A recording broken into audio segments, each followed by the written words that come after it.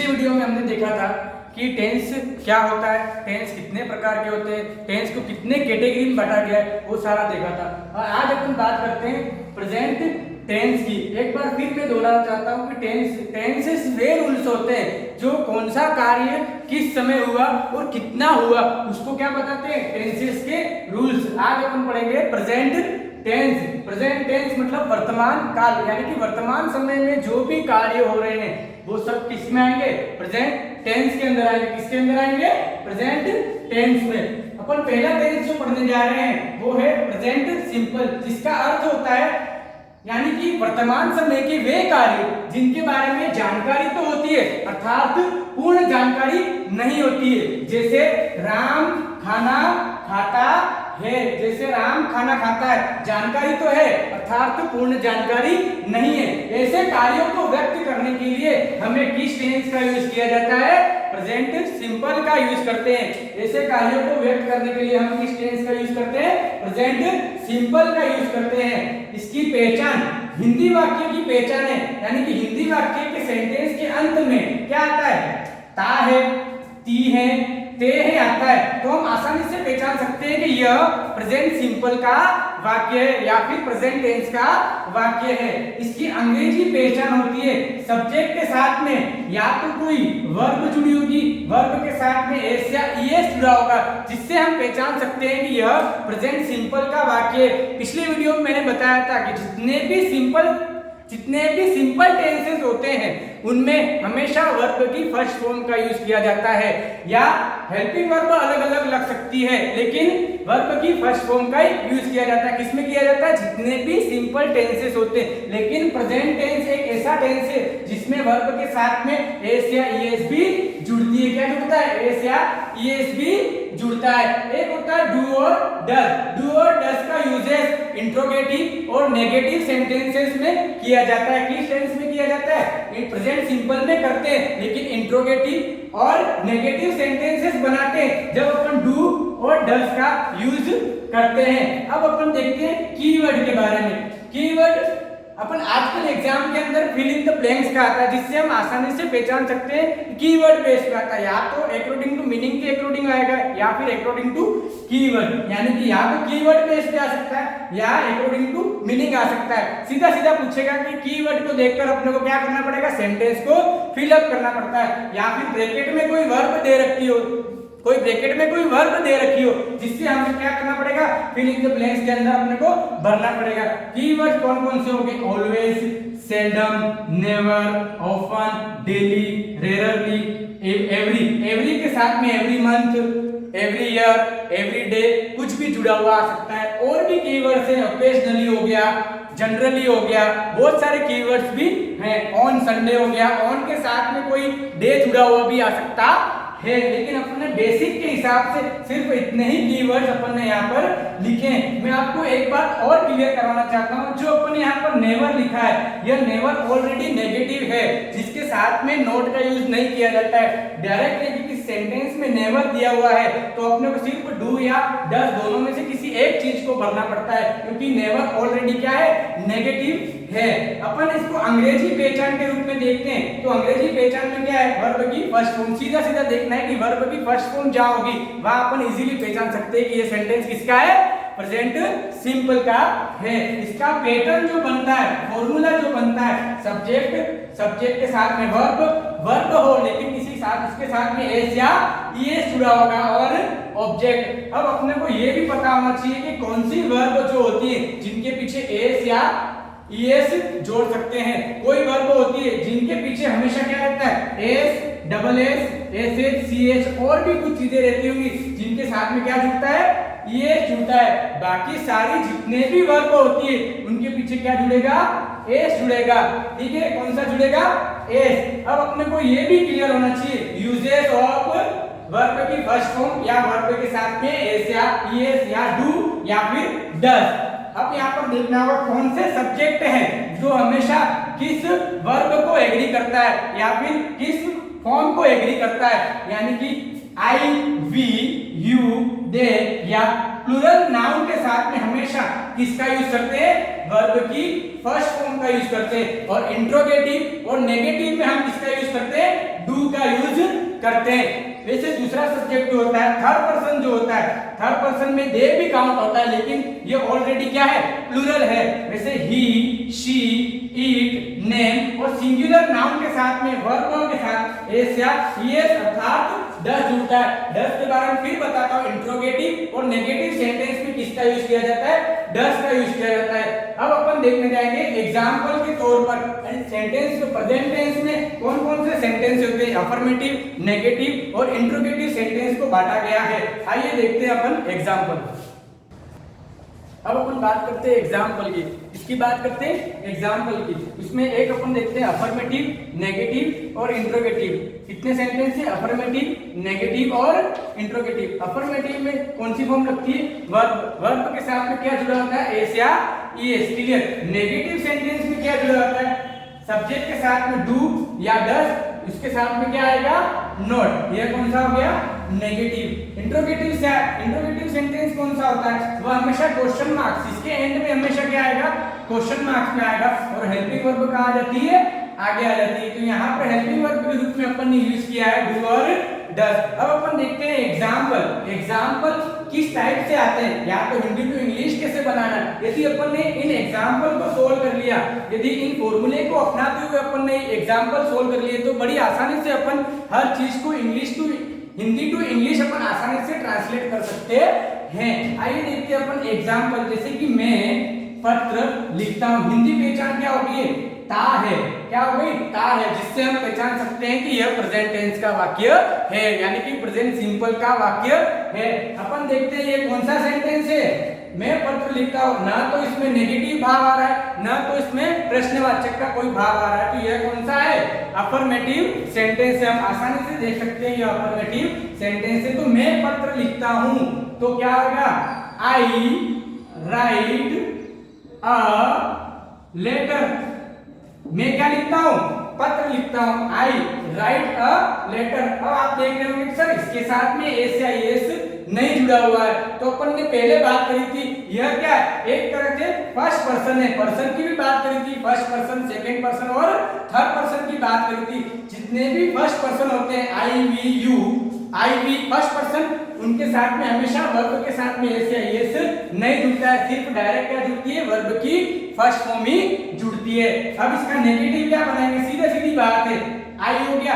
अपन ने पहले भी लिखा था कि आई वी के साथ में क्या जुड़ता है, डू जुड़ता है, यानी कि क्या लिखेंगे, I do not write a letter.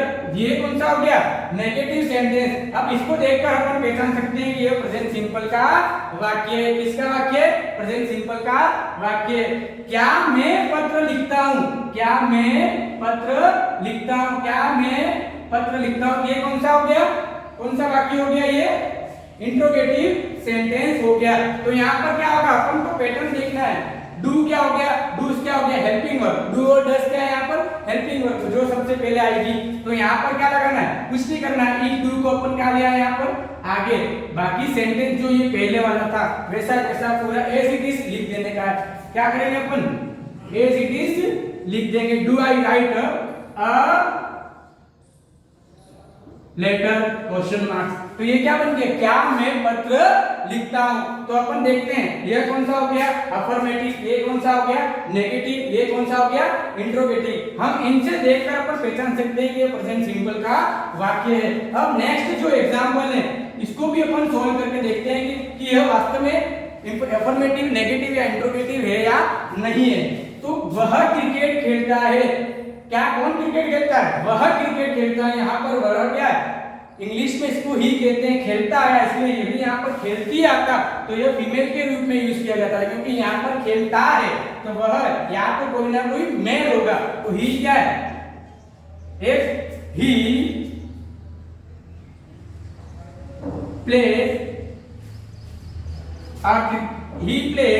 Cricket, वह क्या खेलता है, क्रिकेट खेलता है। क्या खेलता है, क्रिकेट खेलता है। तो यहाँ पर आपको ये भी कंफ्यूजन होगा कि सर इसके साथ में आपने एस या ईएस जुड़ा है, कैसे जुड़ा है? मैंने पहले भी बताया था कि यह कौन सा पर्सन है, थर्ड पर्सन है। थर्ड पर्सन के साथ में कोई भी वर्ब हो उसके साथ में एस या ईएस जुड़ता है। कहने का मतलब है वर्ब की फर्स्ट फॉर्म के साथ में एस या ईएस जुड़ता है यदि सब्जेक्ट कौन सा पर्सन हो, थर्ड पर्सन हो। यदि सब्जेक्ट थर्ड पर्सन हो तो उनके साथ में वर्ब के साथ में एस या ईएस जुड़ता है। लेकिन अपने को ये भी पहचानना पड़ेगा कि कोई वर्ब ऐसी आती है जिनके पीछे S, double S, C H या एस एस हो तो उनके साथ में क्या जुड़ता है, ईएस जुड़ता है। कोई वर्ब ऐसी आती है जिनके पीछे वाई भी जुड़ा हुआ होता है लेकिन आगे कौन सा साउंड है, कंसोनेंट साउंड नहीं है, यहाँ पर आगे कौन सा वोवेल है, तो डायरेक्ट वो क्या जुड़ेगा, एस। यदि यहाँ पर वो कंसोनेंट साउंड हो और यहाँ पर वाई हो तो वो वाई हटकर क्या जुड़ जाता है, आईईएस जुड़ जाता है। ये बहुत डीप में जाते हैं तब जाके अपने को ये पढ़ना पड़ता है। यदि अपन नंबर जब क्लियर करेंगे सिंगुलर टू प्लूरल वाले तो वहां पर ये सारे डाउट्स क्या हो जाते हैं, क्लियर हो जाते हैं। अब ये क्या है, वह क्रिकेट नहीं खेलता है तो सीधा सीधा जोड़ दो, ही तो वही सब्जेक्ट हो गया, ही क्या हो गया, वही का वही सब्जेक्ट हो गया। तो यहाँ पर अपन ने क्या जोड़ दिया, डज जोड़ दिया, ही डज। अब ये वाई क्या हो जाएगा, हट जाएगा। वाई क्या हो जाएगा, वाई के पीछे जो एस लगा हुआ है वो क्या हो जाएगा, हट जाएगा। तो यहाँ पर क्या डू के साथ में ईएस जुड़ गया तो he does not play cricket, he does not play cricket.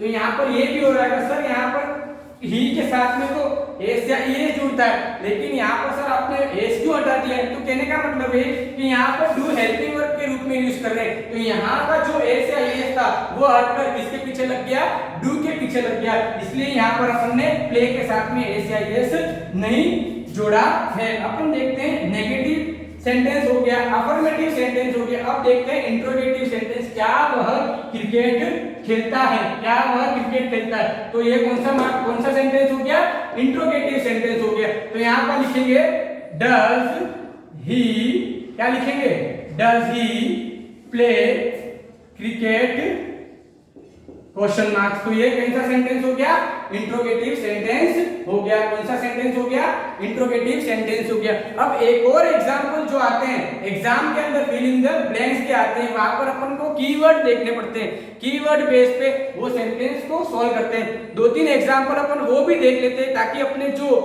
मन के अंदर आ रहा होगा सर ये तो हिंदी टू इंग्लिश ट्रांसलेट के एग्जाम के अंदर कैसे आएंगे, तो एग्जाम के अंदर फिल इन द ब्लैंक्स के आते हैं। तो आइए देखते हैं वो भी कुछ एग्जांपल। आइए हम देखते हैं एग्जाम में जो एग्जाम्पल आते हैं उनको ऊपर एक बार एक नजर में देख लेते हैं कि एग्जाम में किस टाइप से एग्जाम्पल पूछे जाते हैं। तो यहाँ पर we dash to market daily, bracket में दिया हुआ है गो। हम इसको कैसे पहचानेंगे कि यह प्रेजेंट सिंपल का वाक्य है या फिर पास्ट सिंपल का वाक्य है? कैसे पहचानेंगे कि पहचानने का एक तरीका मैंने एक और बताया था, कीवर्ड बेस्ड सेंटेंस। तो यह सेंटेंस कौन सा है, कीवर्ड बेस्ड सेंटेंस है। तो यहाँ पर कीवर्ड क्या दिया हुआ है, डेली। डेली को देखते ही अपने दिमाग में आ जाना चाहिए कि यह प्रेजेंट सिंपल का वाक्य है। किसका वाक्य है, प्रेजेंट सिंपल का सेंटेंस है। जब अपन कीवर्ड देखते ही अपने दिमाग में आ जाना चाहिए कि ये किसका वाक्य है, प्रेजेंट सिंपल का वाक्य। तो अब देखना पड़ेगा यहाँ पर सब्जेक्ट क्या है, सब्जेक्ट क्या है, वी। वी कौन सा पर्सन है, फर्स्ट पर्सन और प्लूरल है। तो यहाँ पर फर्स्ट पर्सन के साथ में एस या ईएस नहीं जुड़ता है। किसके साथ, यदि फर्स्ट पर्सन सब्जेक्ट हो, वर्ब हो तो उस वर्ब के पीछे एस या ईएस नहीं जुड़ता है। डायरेक्ट क्या आ जाएगा यहाँ, गो का गो, वैसे के वैसे ही रह जाएगी। कैसे पहचाना अपन ने, कीवर्ड को देखकर अपन ने पहचाना कि यह प्रेजेंट सिंपल का वाक्य है। किसका वाक्य है, प्रेजेंट सिंपल का वाक्य है। वैसे जैसे दूसरा सेंटेंस आता है, they always dash a cricket match, bracket में दिया है प्ले। इसका अर्थ निकालें कि वे हमेशा क्रिकेट खेलते हैं। यहाँ पर अपन कैसे पहचानेंगे कि यह प्रेजेंट सिंपल का या फिर पास्ट सिंपल का वाक्य है, कैसे पहचानेंगे? यहाँ पर भी वही क्या दे रखा है, ऑलवेज। ऑलवेज हमेशा प्रेजेंट सिंपल का कीवर्ड होता है। प्रेजेंट कंटीन्यूअस का भी होता है लेकिन वो सेंटेंस कुछ अलग होते हैं। लेकिन यहाँ पर प्रेजेंट सिंपल का सेंटेंस है तो अपन यहाँ पर भी देख लेंगे। यहाँ पर भी क्या आएगा, प्ले का प्ले, क्योंकि यह क्या है, दे ऑलरेडी थर्ड पर्सन तो है लेकिन कौन सा है, प्लूरल है। इसलिए यहाँ पर क्या लिखा अपन ने, प्ले। अब यहाँ पर बात करते हैं, he day to school every morning go, bracket भी दिया है यहाँ पर गो। अब अब यहाँ पर अपन कैसे पहचानेंगे कि यह प्रेजेंट सिंपल का वाक्य है? तो किसे पहचानेंगे? एवरी, एवरी दिया है लेकिन पीछे क्या दिया हुआ है? मॉर्निंग। यदि किसी सेंटेंस में एवरी के साथ में every month, every week, every day, every morning या एवरी इवनिंग आता है तो यह सेंटेंस किसका हो जाता है? प्रेजेंट सिंपल का हो जाएगा। किसका सेंटेंस हो जाएगा? प्रेजेंट सिंपल का। तो यहाँ पर ही के साथ में क्या जुड़ेगा? ही कौन सा पर्सन है? थर्ड पर्सन है और क्या है? सिंगुलर है, इसलिए वर्ब के साथ में क्या जुड़ेगी? एस या एस जुड़ता है। तो यहाँ पर गो है तो गो के साथ में क्या जुड़ेगा? ये जुड़ेगा तो क्या बन जाएगा? गोज, यानी he goes to school every morning, यानी कि वह हर रोज सुबह कहाँ जाते हैं? स्कूल जाते हैं, कि वह हर रोज सुबह स्कूल जाता है। तो my father always dash dash dash T in the morning, bracket में दिया है टेक। तो यहाँ पर क्या आएगा? यहाँ पर भी वही कीवर्ड है ऑलवेज, और यहाँ पर क्या है? ऑलवेज कीवर्ड है। तो my father always T in the morning, मेरे पिताजी हर सुबह क्या पीते हैं? चाय पीते हैं। तो माय फादर क्या है? यहाँ पर क्या है? एडजेक्टिव प्लस नाउन है, ये भी सिंगुलर नाउन है, इसलिए यहाँ पर क्या आएगा? टेक्स आएगा। क्या आएगा? टेक्स। अब अपन बात करेंगे नेक्स्ट जो होगा वो अपना प्रेजेंट कंटिन्यूअस टेंस की बात करेंगे, जो हमेशा वर्तमान काल में जो कार्य जारी है यानी कि निरंतर चल रहा है लेकिन उसके बारे में जानकारी है लेकिन कोई समय नहीं है, सिर्फ वो क्या है? जारी है। यदि किसी सेंटेंस में निश्चित जानकारी आ जाती है तो वो प्रेजेंट परफेक्ट हो जाता है, और समय और अवधि के साथ में यदि कोई कार्य जारी हो जाता है तो वो प्रेजेंट परफेक्ट कंटिन्यूअस हो जाता है। अब अपन बात करेंगे प्रेजेंट कंटिन्यूअस टेंस की।